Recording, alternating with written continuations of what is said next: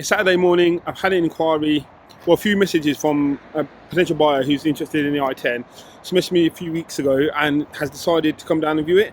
She said she takes time to make a decision, so, and especially with a car, it's a big process for her. So we'll see how we get on. Hopefully she'll be genuinely interested in it. She's asked me quite a few questions about the car. She seems like she knows what she's talking about. So hopefully she's asked all the right questions. So hopefully it'll be another seller. This one, the i10, similar to the Swift in the previous video, I thought it would be a quick seller. But I don't know what it is. It's been sitting around for ages. I've had a similar one to this.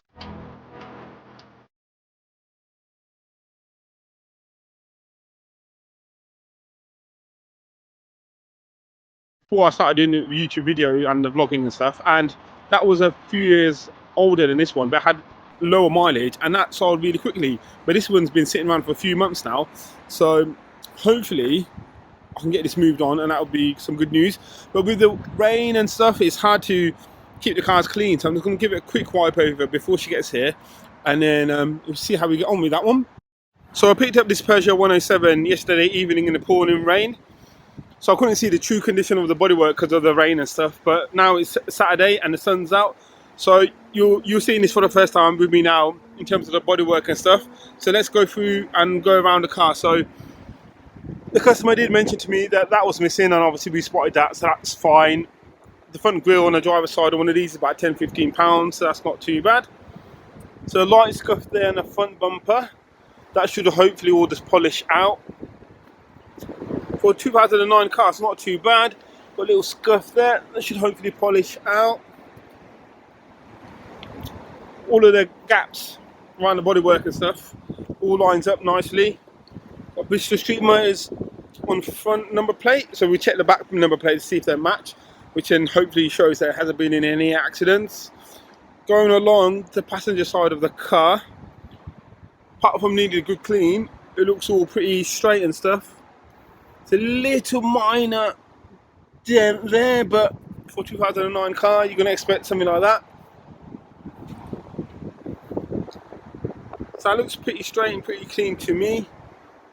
Hubcaps could do with a respray, but at this price mark, and what the price is I'm going to retail this for, I might just leave that.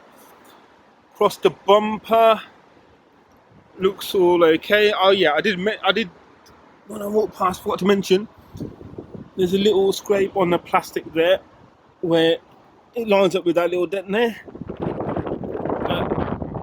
But that should all clean out, shouldn't be too bad. Across the back, looks all okay. Got a little scratch there. Too serious, got a few light scratches there. Hopefully that will all polish out. Looking along this side, driver's side of the car, it looks all pretty straight. So overall, let me know what you guys think on this one. For 2009 plate car, 79,000 on the clock. Roof looks all okay. It's not too bad, I think. It's a pretty clean example. I do need to get a key shell because the main key fob is seen better days. So they're about a £5 or so off eBay. So I'll get one of those, replace that. Just little things like that will give a good impression when someone comes to view the car, I think. So let's go inside the car. Look at what it's looking inside.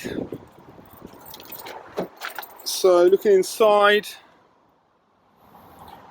definitely needs a good valet. Just needs a good clean. Nothing that valet can't sort out. It's quite dusty along there, as you can see. So I've tested all the electronics and all that stuff, which we'll talk about later on in the video. Going into the back. And again, previous owner did have a dog, so there's quite a lot of dog hair on the car mats and stuff like that. But nothing my valeters can't sort out. To the boot. Okay, again, past the shelf needs to go clean.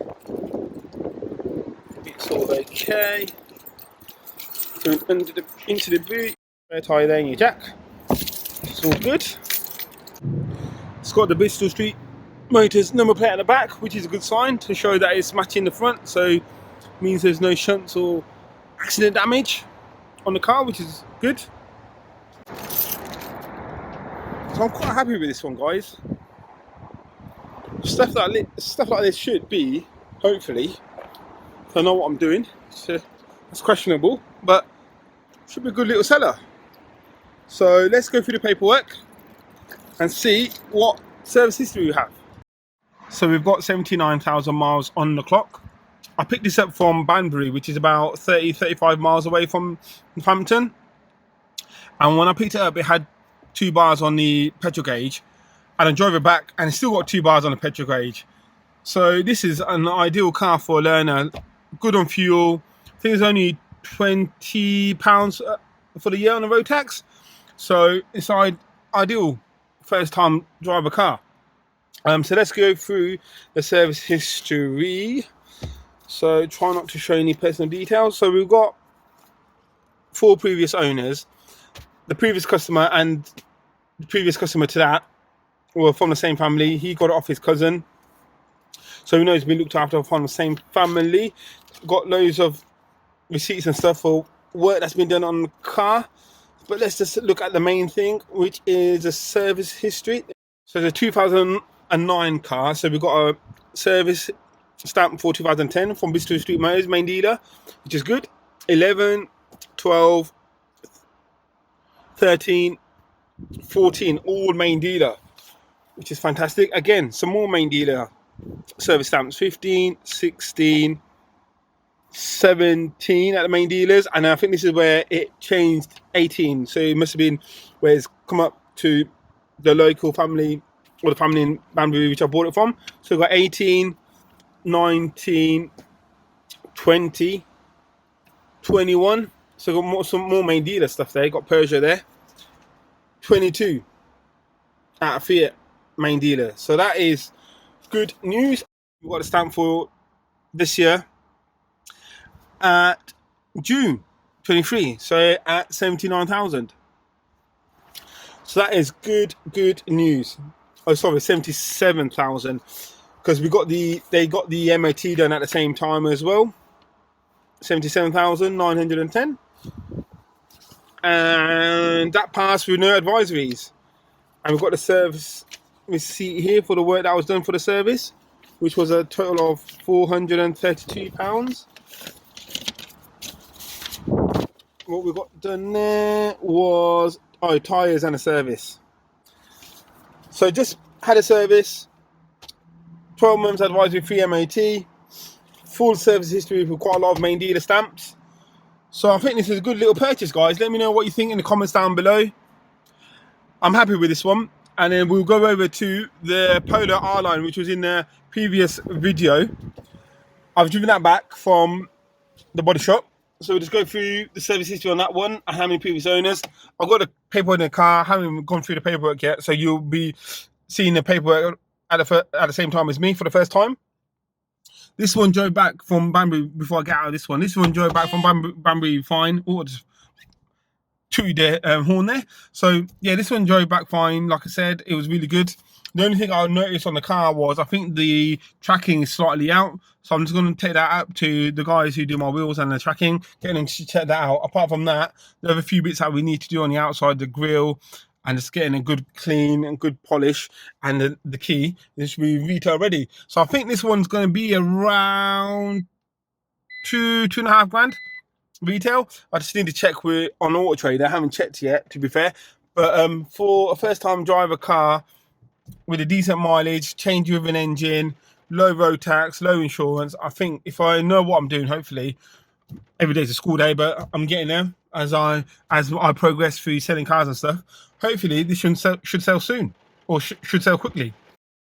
Apologies for the wind, it's quite windy now. But so I drove this back from Callum's house, from Premier Paintwork. Shout out to Callum. I'm selling it on his behalf.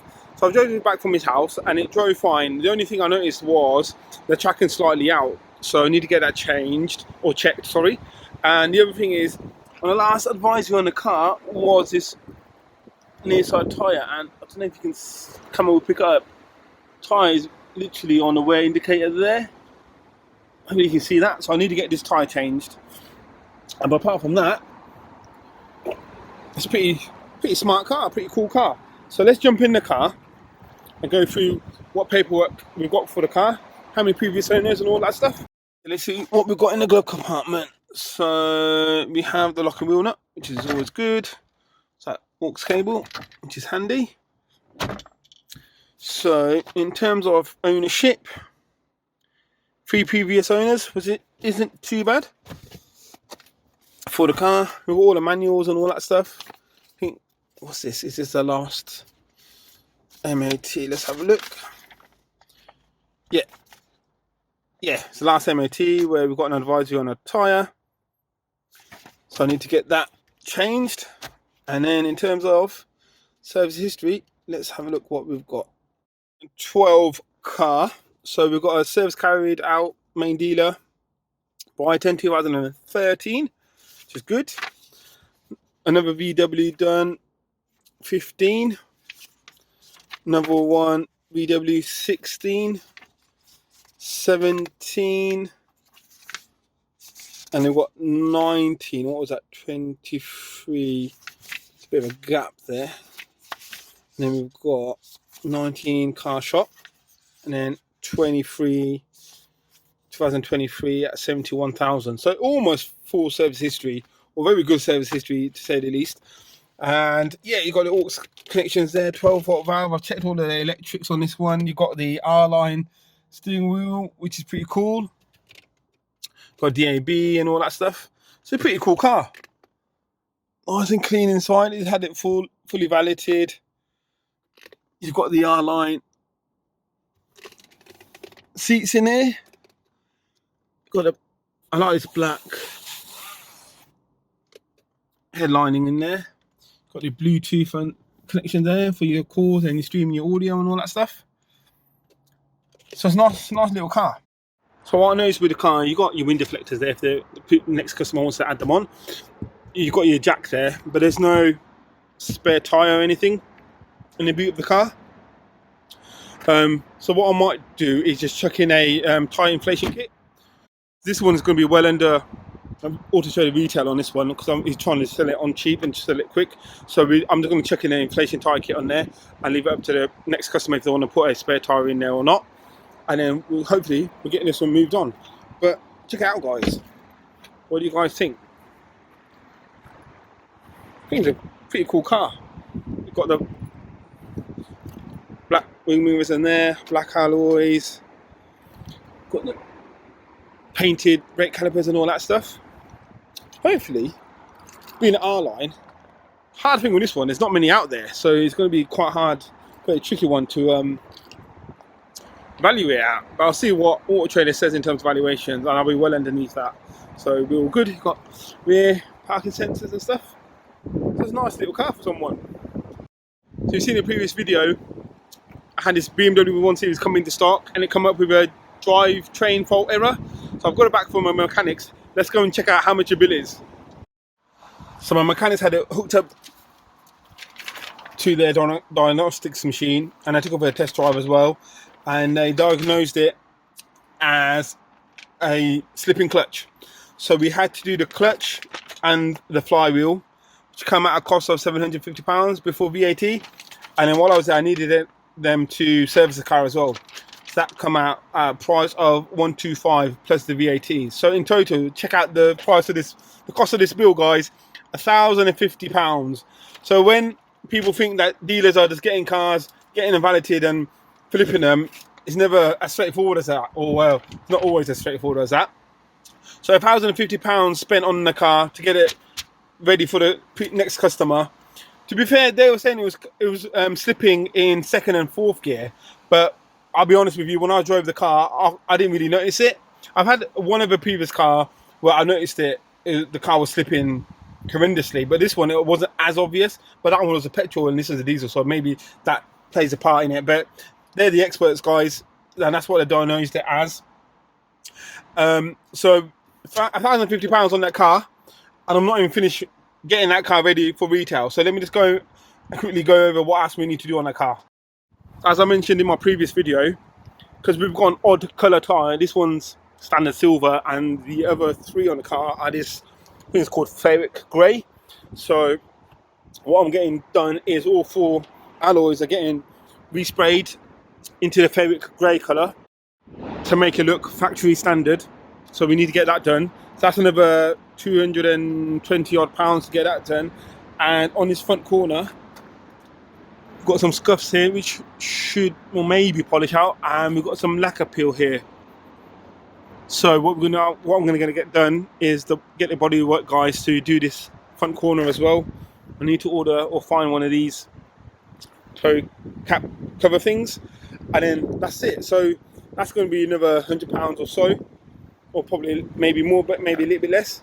So we've got another, even after the £1,050 that we spent on the car, we've got another £350 roughly to spend on the car before it gets retail. So in total, we're looking about £1,400 spend roughly on this car before we can get it ready for retail. So it's all fun and games, but we need to get the cars ready. We need to get the cars up to standard before we sell them on, because we don't want one bad review could cause a lot of damage to the business. So we want to keep our customers happy, make sure the cars are safe to drive, make sure there's nothing that we know that isn't right with the car before we let it go, make sure they're all mechanically sound, advising free MOTs, get the servicing done, all that kind of stuff. So I'm hoping you got to the end of the video. Thanks for watching. Drop a like, drop a comment, let me know what you think of the cars that I got into stock and what you think I'm doing with this one. Is it the right thing to do? Should I not get the wheel done and try and do it myself or something like that? But I think I need to leave it to the professionals, to be fair. And let me know what you think of the 107 and the Polo R-Line. In terms of the Hyundai i10, which was over there, we had a test drive on that this morning. The custom come down with her grandparents. It was her first car. Really thorough. I rated her. She had a list of questions that she wanted to ask about the car, which we went through. She's happy with everything. She's gonna arrange a RAC inspection done on the car, which is fair enough, but she wants it, so she's putting a deposit down as we speak. So that's another car sold. There's other cars I need to get ready, so make sure you follow. If you want to see more of this content, make sure you subscribe to the channel. Hopefully you enjoyed it, and I'll see you in the next one. Take care, guys.